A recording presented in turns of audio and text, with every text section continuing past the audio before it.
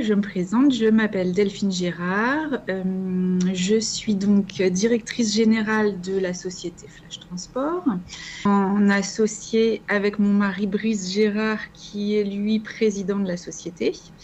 Donc voilà, on est en binôme tous les deux à la tête de la société et ce depuis début 2022 maintenant.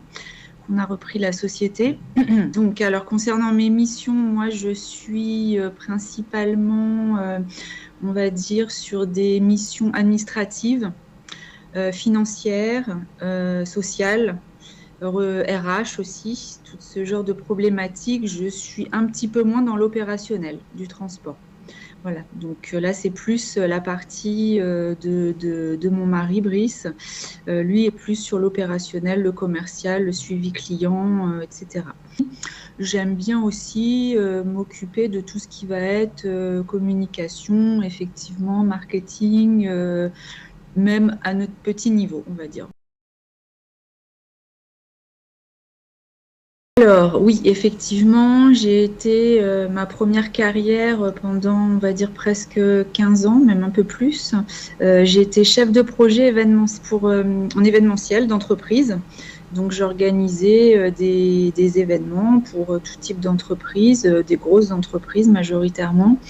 Et ça allait du colloque au séminaire, à la convention, à l'assemblée générale. Voilà, donc c'est vrai qu'il y avait beaucoup de, comment dire, dans mes attributions, c'était vraiment de l'organisation, on va dire, donc des compétences d'organisation, de planification, de logistique aussi, de gestion de budget, donc, et puis aussi un peu marketing, dans le sens où je devais coordonner également, comment dire, la création des supports de communication, les stratégies de communication pour ces événements, par rapport au public ciblé, que ce soit de l'interne ou de l'externe. Donc en m'entourant des talents nécessaires, hein, évidemment, hein, que ce soit des journalistes, des concepteurs-rédacteurs. Voilà, voilà. Mais mon boulot, c'était de coordonner un peu tous ces gens-là pour monter l'événement. Donc ce qui peut me servir actuellement dans le secteur du transport, on va dire que c'est quand même assez éloigné globalement. Mais effectivement, mes compétences et mes acquis en termes d'organisation, de logistique, ça me sert. Et en marketing, communication marketing, bah oui, parce que à notre petit niveau chez Flash Transport, on a quand même besoin de communiquer, on a quand même besoin de monter des actions envers nos clients. Pour exemple, là, on est en train justement de retravailler et de refaire toute notre identité visuelle et graphique, donc ça va nécessiter derrière de communiquer, de diffuser les informations et donc voilà, ça me permet de transposer déjà mon savoir-faire de mon premier métier, on va dire. Donc déjà, Flash Transport, c'est une société indépendante. Hein, on n'appartient pas à un groupe, on est tout seul, mais on est bien content. La société, elle a été créée en 1985. Donc elle a eu 40 ans cette année. Donc elle est située à Taverny, dans le Val d'Oise, en région parisienne. Et comme je vous disais tout à l'heure, avec mon mari, nous avons repris la société en début 2022. Donc ça va faire bientôt, c'est le 4e exercice, donc ça va faire bientôt 4 ans.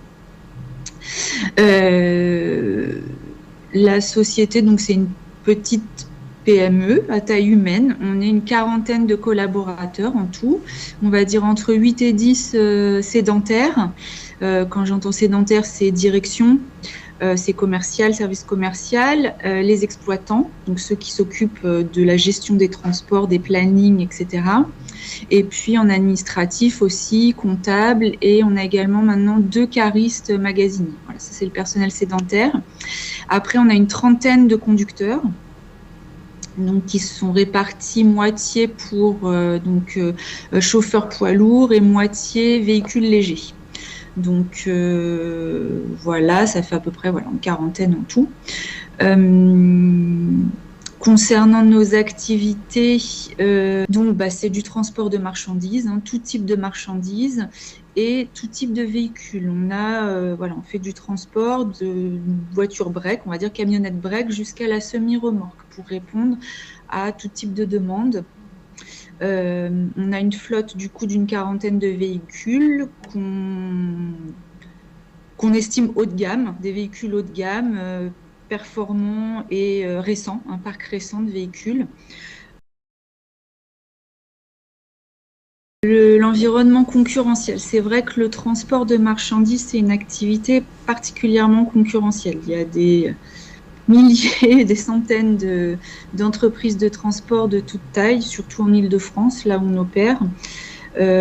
Après, il y a différentes typologies de transport pour répondre aux différents besoins des clients selon la nature de la marchandise, les délais souhaités, les budgets.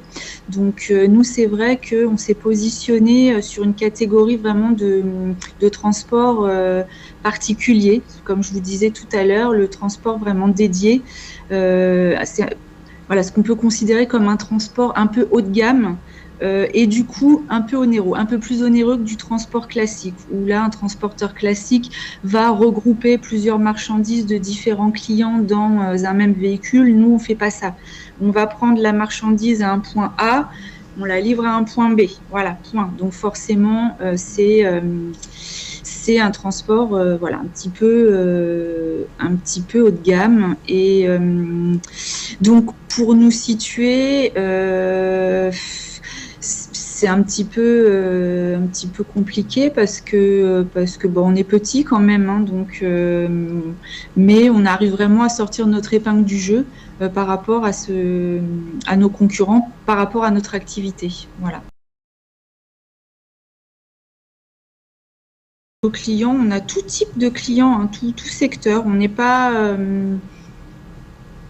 n'a pas un secteur privilégié. On travaille aussi bien avec, et tout type de taille aussi, de sociétés, petites sociétés comme des grosses. On travaille beaucoup avec des clients du secteur de l'industrie, du luxe. On a un gros client luxe, même plusieurs maintenant. Avec l'événementiel aussi, on travaille beaucoup avec des sociétés d'événementiel. On a développé, je vous disais tout à l'heure, une activité spécifique aux sociétés d'ascenseurs. Et puis, on intervient aussi beaucoup comme sous-traitant pour des transitaires. Donc, on est également sous-traitant. Voilà. On va dire que les prix vont différer selon les prestations, forcément. Évidemment, ce qui détermine nos prix, ça va être surtout nos coûts de revient. Donc nos coûts de revient, c'est majoritairement les moyens humains, on va dire, et le matériel nécessaire pour réaliser nos prestations. Donc déjà, la détermination d'un coût de revient est capitale. Et après, en fonction de ça, c'est-à-dire qu'on va situer nos prix en fonction aussi de notre objectif de positionnement. Donc on va dire que ça dépend des prestations, du type de prestation. Voilà, on est justement en train de refaire là, nos grilles de prix selon nos clients, selon les zones géographiques, selon le type de prestation. Donc on a vraiment un catalogue de prix très étendu qui permettent de nous adapter vraiment à tout type de demande. Forcément le personnel, je dirais en premier lieu, le carburant, et puis l'amortissement de notre matériel, nos véhicules. Ça, c'est une part forcément très importante parce qu'il faut renouveler constamment notre parc de véhicules. Tous les ans, on est obligé de renouveler une partie du parc. Donc voilà, ça représente des coûts et des investissements très importants et donc une part très importante de nos coûts de revient. Après, il y a les frais de fonctionnement qui déterminent aussi nos coûts. Je vais dire notre loyer, notre personnel sédentaire d'exploitation, toute la logistique qu'on met en œuvre pour nos transports. Donc, il y a une partie, on va dire, de coûts fixes, une partie de coûts variables. Alors, on travaille avec quelques sous-traitants, effectivement. Pas énormément parce que on préfère garder la main et puis voilà, dans notre stratégie, c'est pas voilà, on externalise vraiment au minimum, le minimum possible, mais on a quelques partenaires de confiance avec qui on travaille depuis des années qui nous permettent voilà, donc on fait un petit peu de sous-traitance, mais vraiment peu quand même. Voilà.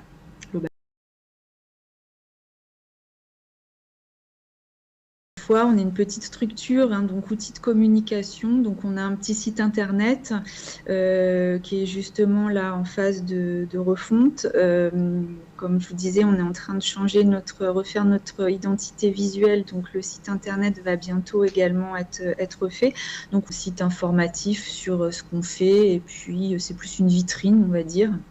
Et puis, on a une petite page également sur LinkedIn qu'on essaye de faire vivoter, mais voilà, on va dire qu'on n'est pas à la pointe de la communication sur tous ces aspects. Salon, on a pu en faire quelques fois. On se pose la question, voilà, peut-être pour l'année prochaine, si c'est utile. Après, comment on entretient la relation client, j'ai envie de dire que c'est par contact direct au quotidien. C'est vrai que dans le traitement des demandes, on essaye vraiment d'entretenir une proximité la plus rapprochée possible, c'est-à-dire qu'on privilégie beaucoup le téléphone, les contacts directs. Dans le traitement des demandes. Et après, évidemment, on a un pôle commercial, donc on a un responsable commercial qui a pour mission également d'entretenir la relation client, des clients déjà existants, puis au-delà, évidemment, d'aller prospecter et trouver, élargir notre portefeuille. Mais voilà, il a aussi cette mission-là d'entretien. Au niveau marketing chez Flash Transport, le marketing reste assez limité, hein, sans se mentir. Hein, on est en train, comme je vous disais, de changer notre identité graphique pour un lancement début 2026. Donc, à cette occasion, c'est vrai qu'on va changer le logo, on va changer tous nos supports de production et de communication. Donc, on va essayer de mener quelques petites opérations par rapport à ça, notamment à l'occasion de Noël. On distribue toujours des calendriers, on va faire le tour des clients, on fait des petits goodies, des choses comme ça. Pour la galette des rois aussi, on aime bien aller pour la bonne année, distribuer des galettes. Voilà, on essaye de faire quelques petites opérations. C'est important d'être présent parce que voilà, et d'être à l'écoute de ce que font les concurrents pour pas perdre de terrain par rapport à ça. Hein. Ah oui, bien sûr, on utilise alors déjà un CRM, oui, tout à fait, on utilise Salesforce pour le management de notre activité commerciale. Pour la production, on a un logiciel professionnel d'exploitation, hein, bien sûr, pour suivre toute notre activité et notre planning au quotidien. C'est ce qu'on appelle un TMS, un Transport Management System. L'organisation, la simplification, l'automatisation, enfin voilà. Et puis on essaye de développer constamment aussi tout ça. Pour attirer des nouveaux clients, comme je vous disais, on a un responsable commercial qui est là pour ça. Donc, notamment, ça passe par de la prospection, forcément, un petit peu, la prospection terrain, de la prospection sur les réseaux, de la prospection téléphonique. Et puis, améliorer aussi notre offre, essayer de se diversifier et de le faire savoir, pour le coup. Et c'est là où on doit aussi s'améliorer dans le faire savoir.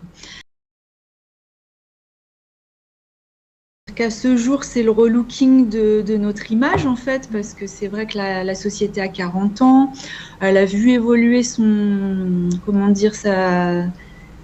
identité visuelle au fil des années, mais voilà, il était temps cette année à l'occasion des 40 ans, de rebooster un petit peu, de relooker et de remoderniser un petit peu cette identité. Et donc, du coup, au-delà de l'identité visuelle, c'est aussi l'image de la société, la rajeunir un petit peu.